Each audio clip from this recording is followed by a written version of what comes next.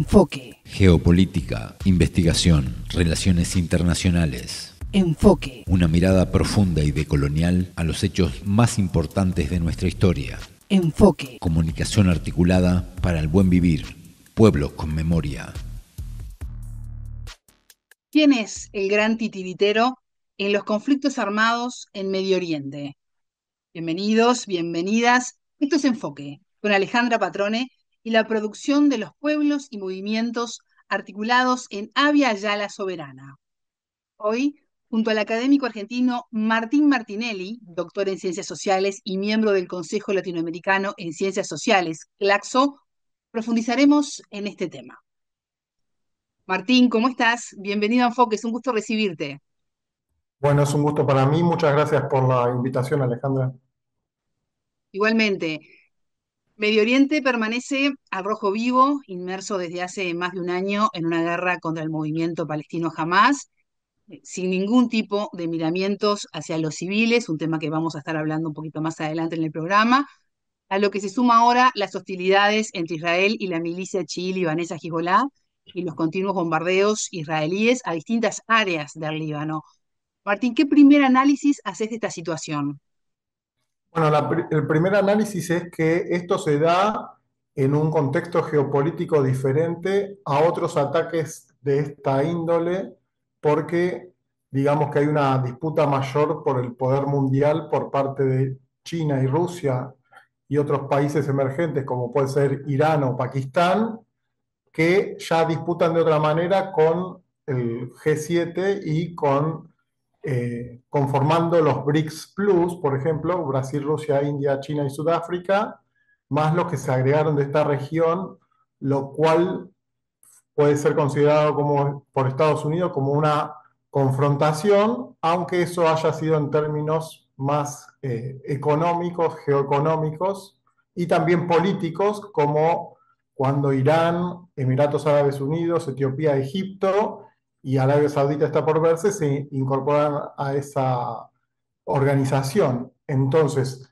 lo que sucede ahora por parte de esta expansión de Israel hacia diferentes frentes, como el de Gaza, como el de Líbano, también se anota en una serie de escaladas previas en otros años, donde Israel ocupó el sur del Líbano, donde eso también ayudó a gestar la milicia chiita Hezbollah, también sucedió de manera semejante con otras cualidades, con otras características en el caso de la Franja de Gaza, y la diferencia es que ahora estamos viendo una escalada mucho mayor apuntando como objetivo a buena parte de los civiles, que son alrededor de la mitad niños menores y también muchas mujeres, lo cual generó en esta ocasión que esto durase más de un año, y en ese sentido ya alcanzan alrededor de 50.000 las víctimas directas ahí, previas también 1.200 israelíes y otros tantos heridos, pero eso se multiplicó por muchas veces en los heridos palestinos, lo mismo en los civiles en Líbano. Entonces el contexto es que esto ha ido creciendo, en vez de apaciguarse por alguna medida, si bien la escalada regional es medida, es de alguna forma metódica, como sucedió hasta ahora, no se sabe hasta dónde puede llegar a escalar. Uh-huh. Siguen surgiendo informaciones y testimonios de palestinos utilizados como escudos humanos por parte del ejército israelí. Hay un testimonio de un joven de 17 años que fue obligado además a caminar por una zona llena de minas. Tú decís, bueno, no sabemos hasta dónde puede escalar este conflicto, pero hasta dónde se puede llegar como ser humano, ¿no? ¿Qué límite tiene la humanidad para seguir tolerando este tipo de acciones, muchas veces mirando hacia un costado? Bueno, justamente nosotros hablábamos el otro día y analizábamos la cuestión de Hiroshima y Nagasaki, que son las dos bombas nucleares arrojadas por el ejército de Estados Unidos en 1945 directamente contra población civil, algo que había empezado a ocurrir en esas décadas, por lo cual llevamos casi un siglo de diferentes ataques en diferentes guerras contra civiles. lo que estamos viendo en este caso es un intento de aniquilar esa población o generar que se vaya hacia otros lugares, es decir, vaciar tanto la infraestructura como los rastros humanos, culturales de la población que vive ahí, que es una parte de lo que son los palestinos. Y entre las tergiversaciones que se hacen desde los grandes medios de comunicación, una no explica que los palestinos no ocuparon tierras israelíes y por eso se convierten en enemigos, sino que estos palestinos descienden de palestinos que estaban en otras partes de Palestina, como por ejemplo Sinwar, el asesinado líder de Hamas ayer, que había nacido en Al-Mahdan Ascalán, que actualmente es Ashkelon, en Israel, y de ahí había vivido en Han Yunis, que es un campo de refugiados dentro de Gaza, por lo cual ya nació como refugiado y ya digamos que vivió diferentes situaciones de violencia, encarcelamiento y demás. En este caso, esto que decís vos, justamente el epíteto este de escudo humano, es utilizado para justificar esas escalas de agresiones porque bombardean edificios civiles. Lo mismo pasó con las bombas en Beirut, en el sur de Beirut, donde se acusa que se está escondiendo Hezbollah, o en este caso se acusa de que están escondiéndose milicianos de Hamas, y lo que hacen es atacar grandes cantidades de población civil sin ya, hasta este momento de algidez del conflicto, sin ya hablar de ataques quirúrgicos como se hacía en otro momento, sino que eso de escudo humano trata de justificar lo injustificable, es decir, el ataque contra la población civil, niños, contra las mujeres, que son, bueno, las que procrean y que generan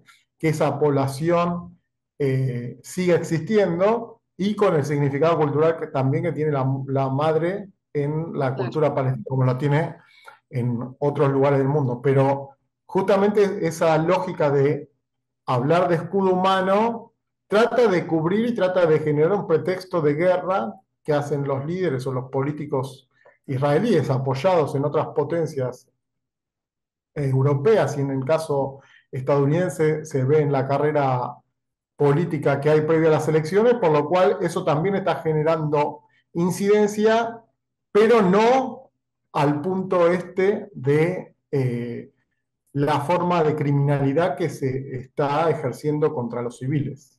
Ujú. Martín, el apoyo incondicional de Estados Unidos, tú lo mencionabas al principio de la entrevista, a los ataques israelíes en Medio Oriente, es justificado por algunos sectores por el fuerte lobby israelí en el país norteamericano. ¿Cómo influye este lobby israelí en Estados Unidos en la situación de Medio Oriente y qué consecuencias trae esto? Influye en el poder decisor de Estados Unidos, pero se podría decir que la decisión de Estados Unidos de controlar la región, conocida como Medio Oriente o Asia Occidental, está por encima de lo que pretende Israel. Por lo cual Israel se convierte en un brazo de la política geoestratégica que tiene Estados Unidos, sin miramientos hacia la región, y eso se puede ver en escalas temporales diferentes en los últimos 20 o 30 años, pero también se ve en este último año, porque se han degradado diferentes países y se han destruido la conformación y la centralización política de Siria, de Irak, de Afganistán, de Libia, incluso de Yemen y de Siria, en diferentes medidas, de diferentes maneras. Y el lobby pro-israelí sí lo que hace es perseguir a los políticos, pongamos por caso a los senadores, y también generar una persecución a nivel mediática con el impacto que eso tiene en Estados Unidos, pero también eso repercute a nivel mundial. Entonces la persecución que hacen es que no de, a los que critican cualquier política de Israel, sobre todo esa política expansiva en la región, tratan de tildarlo y acusarlo de que está practicando el antisemitismo, y de esa manera no apoyarlo ni económicamente ni políticamente, como hay una de las grandes, eh, la que financia la campaña de Trump, Asmelson, o no recuerdo el apellido exacto, pero es una prosionista que puso primero 97 millones de dólares, ahora 100 millones de dólares, tratando de que la política estadounidense hacia esa región se amalgame con lo que hace Israel.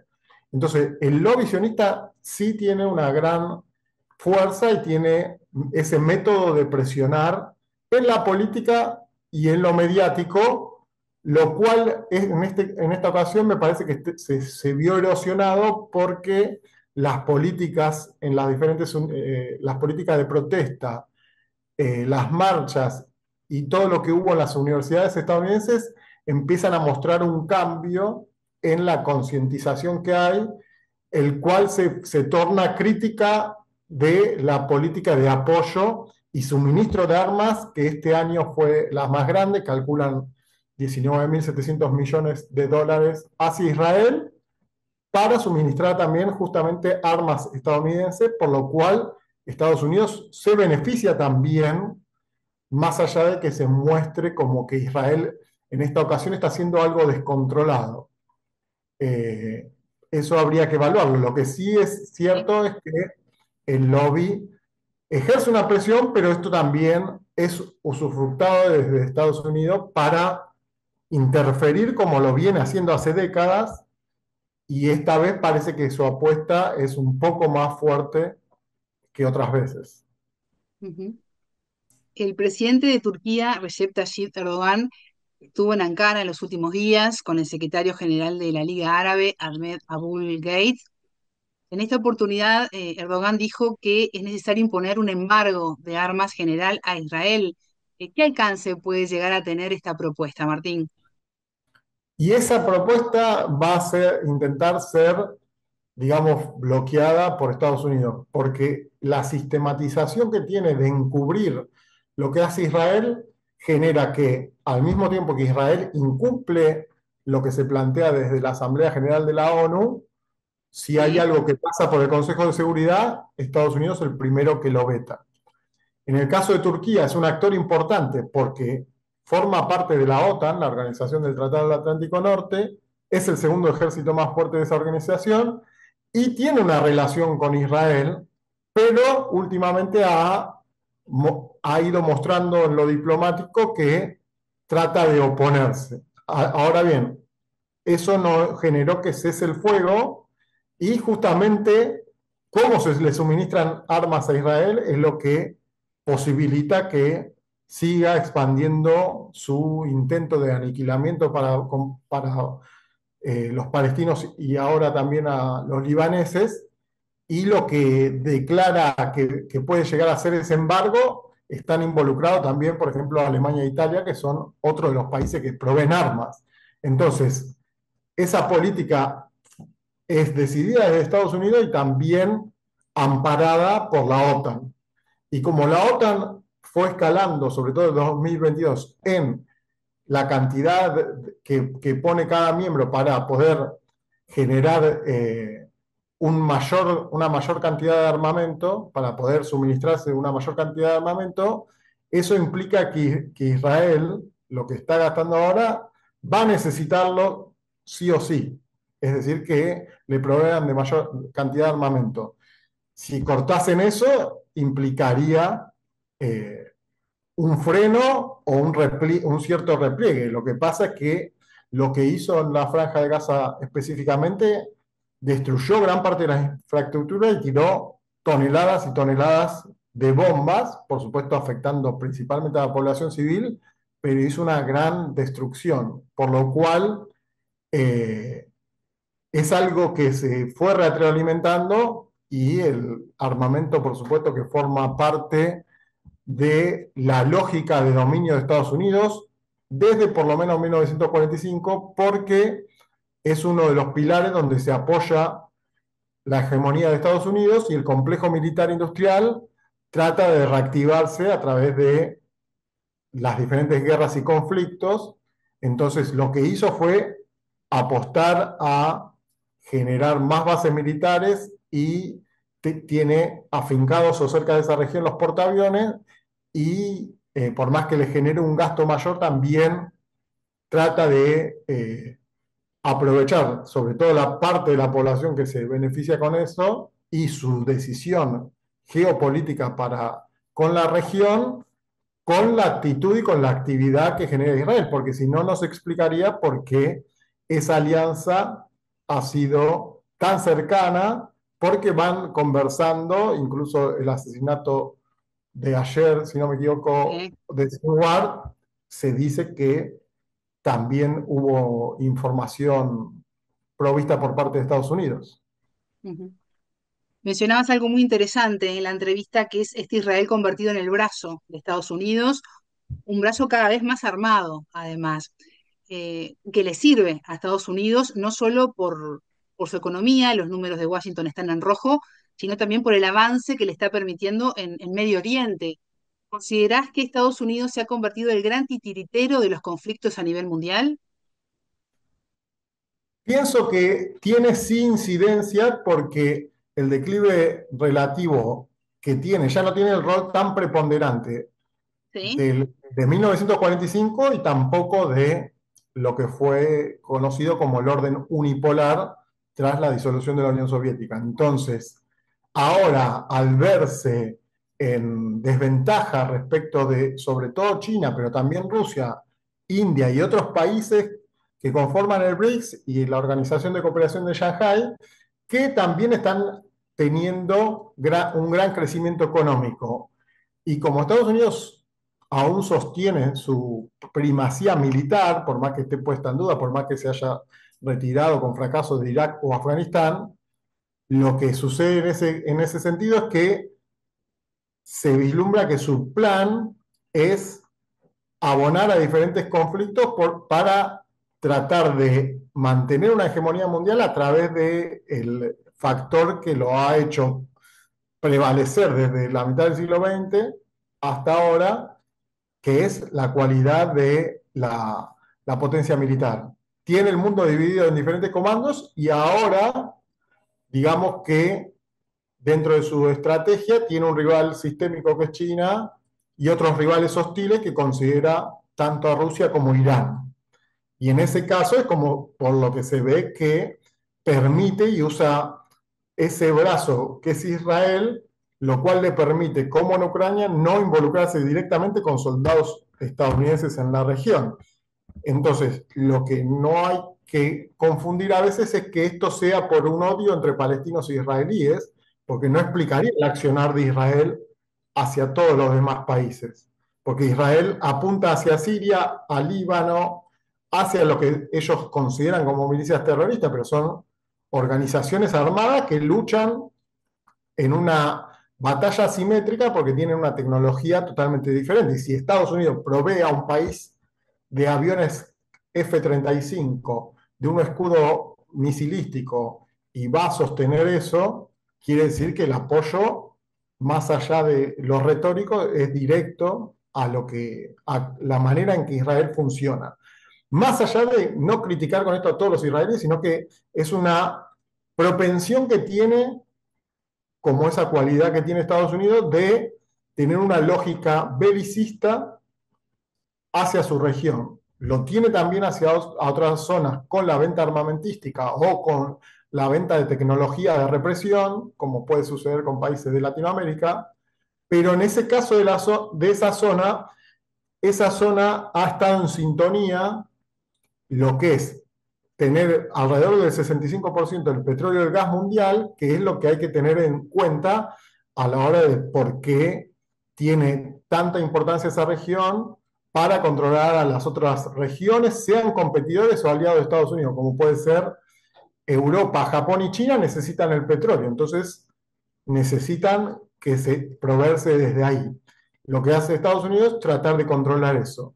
Y la pregunta que hacías, si Sí. Estados Unidos busca generar esas tensiones, sobre todo lo que sucede entre Ucrania y Rusia, Taiwán y China, Irán e Israel, pero Israel en el tema con los palestinos y también con los otros países que se nombran como el eje de la resistencia, tiene un papel preponderante porque es el que está fuera de la región de Eurasia. Entonces, Rusia y Ucrania es un tema fronterizo, es decir, puede ser, si bien hay un montón de cuestiones y factores que lo explican, es una rispidez entre dos países que están contiguos. Lo mismo ¿Sí? sucede entre Israel e Irán. Lo que pasa es que la lógica de la región de Asia Occidental relacionada con este petróleo y gas que existe en la zona y por los pasos geoestratégicos que la circundan y la atravesan también, ha sido de que ha habido diferentes conflictos